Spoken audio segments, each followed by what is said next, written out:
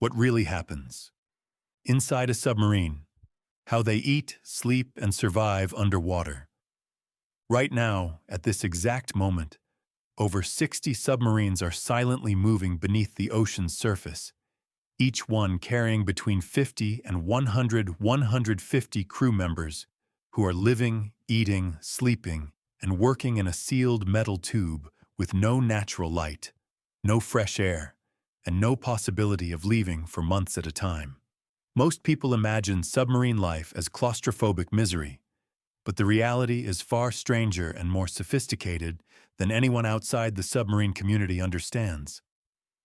Last year, a U.S. Navy attack submarine completed a 92-day patrol entirely submerged, meaning the crew breathed recycled air for 3 straight months, never saw sunlight, ate food prepared in a kitchen the size of a small bedroom, slept in coffin-sized bunks stacked 3 high with 18 inches of space between them, and somehow maintained peak mental and physical performance in an environment that would drive most people to psychological collapse within weeks.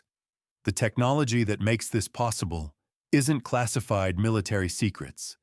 It's a combination of chemical engineering, atmospheric science, psychological strategy, and logistical genius that's been refined over 70 years of submarine operations. By the end of this video, the complete daily reality of submarine life will be revealed. How oxygen is manufactured from seawater using electrolysis, while carbon dioxide is chemically scrubbed from the air in a continuous cycle. How crew members sleep in a system called hot racking, where 3 sailors share 2 bunks because someone is always on duty. How food preparation works in a galley, where a single chef feeds 140 people 3 meals daily, using ingredients that must last 90 days without refrigeration for many items. How waste is compressed and ejected through pressurized torpedoes tubes.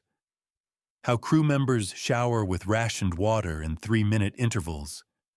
And most remarkably, how the human brain adapts to living without circadian rhythm cues in an environment where 18-hour workdays are normal and natural, day-night cycles don't exist.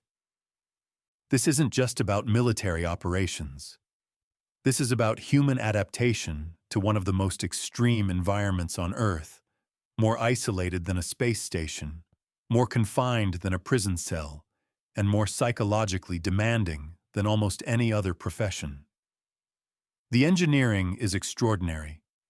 The logistics are mind-bending, and the human element is what makes it all possible. Before diving into the specific systems, understanding the basic constraints of submarine life is essential. A modern attack submarine like the Virginia class is 377 feet long and 34 feet in diameter, which sounds large until you realize that 135 crew members live and work inside that space for months. Subtract the reactor compartment, which is off-limits except to nuclear technicians, the torpedo room filled with weapons, the sonar room packed with equipment, the control room, the engine room, and the countless machinery spaces, and the actual livable space per person is less than a small walk-in closet. But space is only one constraint. The submarine is completely sealed once submerged. No air comes in. No waste goes out except through carefully engineered systems. The atmospheric pressure inside is maintained at surface level regardless of the ocean depth outside, which can exceed 800 feet for attack submarines and deeper for ballistic missile submarines. The temperature is regulated, but humidity is constantly high because human bodies exhale moisture and there's nowhere for it to go. And critically, the submarine operates on artificial time. With no sunlight penetrating the depths and missions requiring round-the-clock operations, submarines typically run on an 18-hour day rather than 24 hours. Crew members work 6 hours, have 6 hours of personal time, and sleep 6 hours, cycling through 3 complete days every 2 real days. This completely dissociates human biology from natural circadian rhythms, and the psychological and physiological effects are profound. Understanding these constraints explains why every system aboard a submarine is engineered with redundancy, why every procedure is precisely scripted, and why crew selection and training is extraordinarily rigorous. One failure in atmospheric control, one contamination in the water supply, one fire in the confined space, and the entire crew is at risk with no possibility of rescue for potentially days. The systems that enable survival in this environment are nothing short of remarkable. The first and most critical system is atmospheric control, specifically oxygen generation and carbon dioxide removal. Humans need oxygen and produce carbon dioxide as a metabolic waste product. In a sealed submarine with 135 people, the oxygen would be depleted and carbon dioxide would reach lethal levels within hours without intervention. The oxygen generation system uses electrolysis, which is splitting water molecules into hydrogen and oxygen using electrical current. Seawater is first purified through reverse osmosis to produce fresh water. That fresh water is then fed into electrolysis units where electrical current, provided by the nuclear reactor, splits H2O molecules into 2 hydrogen atoms and 1 oxygen atom. The oxygen is released into the submarine's atmosphere, while the hydrogen is either vented overboard through careful systems that prevent detection or used in fuel cells in some newer designs. A single submarine generates approximately 45 pounds of oxygen daily this way, which is sufficient for the entire crew. But generating oxygen is only half the equation. The crew also produces approximately 100 pounds of carbon dioxide daily through respiration. If this accumulated, CO2 levels would reach immediately dangerous concentrations within a day. The removal system uses carbon dioxide scrubbers containing lithium hydroxide, or more commonly now, amine-based compounds. The submarine's air is continuously circulated through these scrubbers, where CO2 molecules chemically bond with the scrubbing compound, removing them from the breathable air. The spent scrubbing material is either regenerated through heating that drives off the captured CO2, which is then compressed and stored or ejected, or replaced entirely depending on the system design. Additionally, the submarine carries oxygen candles, which are chemical cylinders that burn producing oxygen as emergency backup. The atmospheric control system maintains oxygen at 21%, the same as surface air, and keeps CO2 below 0.5%, which is the safe continuous exposure limit. The system is so reliable that submarine crews often report the air quality feels better than surface ships because it's continuously filtered and scrubbed, removing not just CO2, but also odors, particulates, and contaminants. The only noticeable difference is the slightly metallic taste from the recycled air, which crew members stop noticing after a week. The second system that defines submarine life is the food service and galley operation, which is a logistical miracle. A submarine embarking on a 90-day patrol must load every single item of food before departure, because resupply is impossible while submerged. For 135 crew members eating 3 meals daily, that's 36,475 meals that must be stored in a space roughly 12 feet by 12 feet. The storage strategy is vertically oriented with dry goods, canned items, and frozen foods packed into every available space. Initially, the food is so densely packed that crew members walk on cases of canned goods stacked in passageways and sleep above pallets of food stored in berthing areas. As food is consumed, these temporary storage areas gradually clear. The galley itself is astonishingly small, approximately 120 square feet, staffed by 4 to 6 culinary specialists who prepare every meal from scratch. There are no microwaves, no prepackaged meals beyond some breakfast items. Everything is cooked fresh, using conventional ovens, griddles, and steam kettles. The head chef, typically a senior culinary specialist, plans the 90-day menu before departure with strict attention to variety, nutrition, and morale. Submarine food is widely considered the best in the military because Navy leadership learned decades ago that food quality is critical for morale in the confined, isolated environment. A typical menu rotates on a 3-week cycle, meaning crew members eat the same meals every 21 days, but the variety within that cycle is extensive. Breakfast might include made-to-order omelets, fresh-baked bread, bacon, sausage, pancakes, fresh fruit initially, and cereal. Lunch could be burgers, pizza made from scratch, soup, salad bar with fresh vegetables for the first few weeks. Dinner might include steak, lobster, crab legs when available in the first weeks, chicken, pork chops, pasta, and always a vegetable and starch.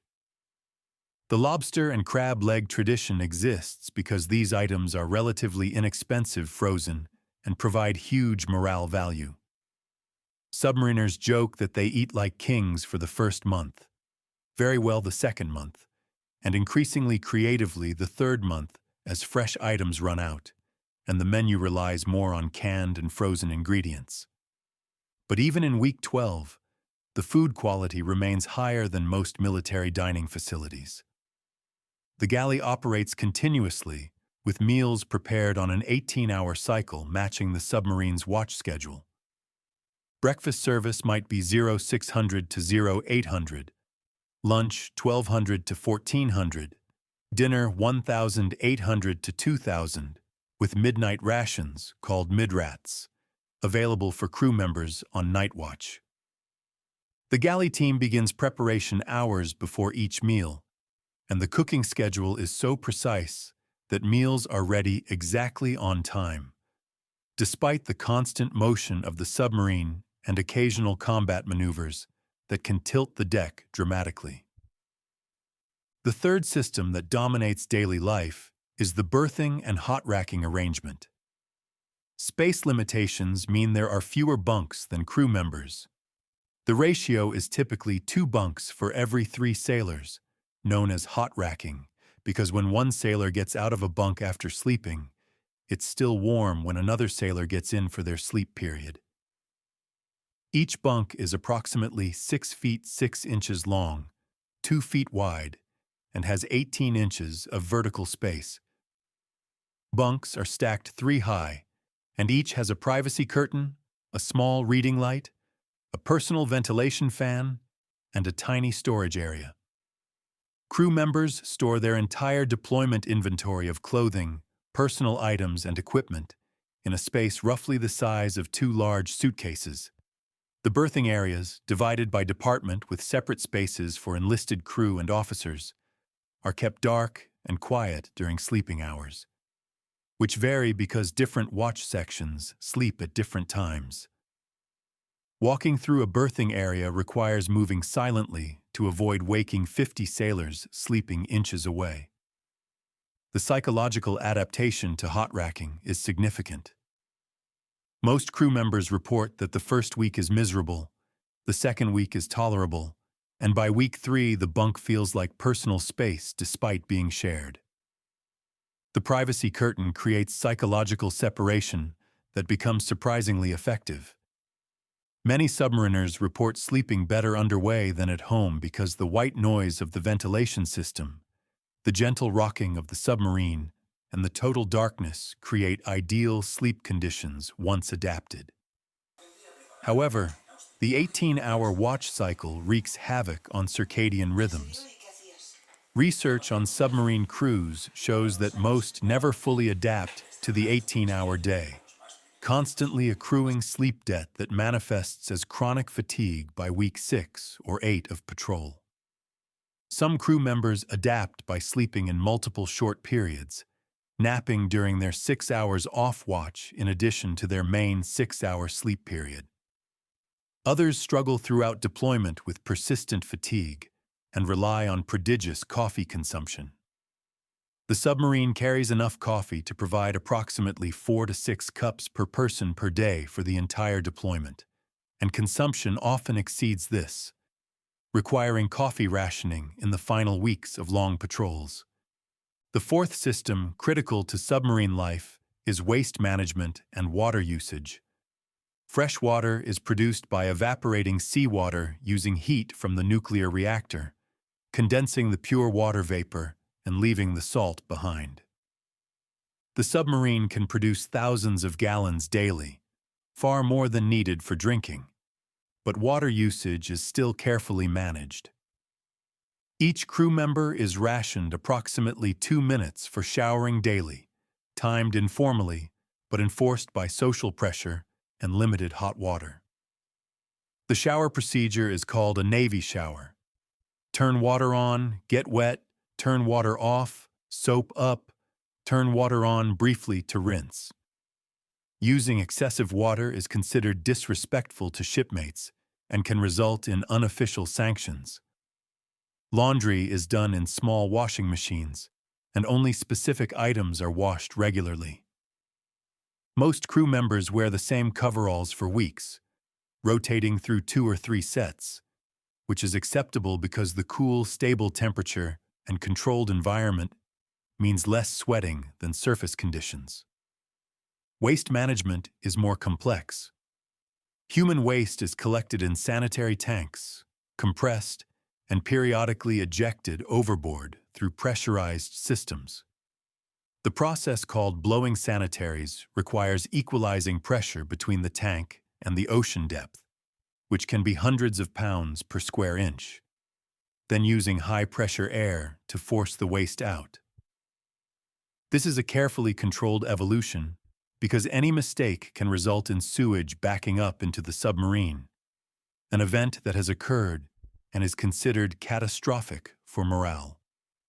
Solid waste like food scraps and trash is compacted into weighted metal cylinders and ejected through the same system. Before ejection, cans are punctured and plastic is shredded to ensure everything sinks immediately to the ocean floor, preventing floating debris that could reveal the submarine's position. The waste systems run on precise schedules, and crew members often know exactly when blowing sanitaries is scheduled because of the distinctive sound and vibration throughout the submarine. The fifth element defining submarine life is the psychological and social structure that makes long-term isolation tolerable. Submarine crews are among the most carefully selected personnel in the military.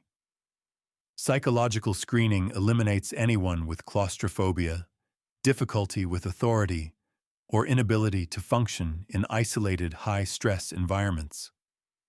Once selected, crew members undergo months of training learning not just technical skills, but team cohesion and conflict resolution. The submarine community is relatively small, and most submariners serve multiple deployments on the same submarine or with the same crew members transferring between boats. This creates extraordinarily tight social bonds.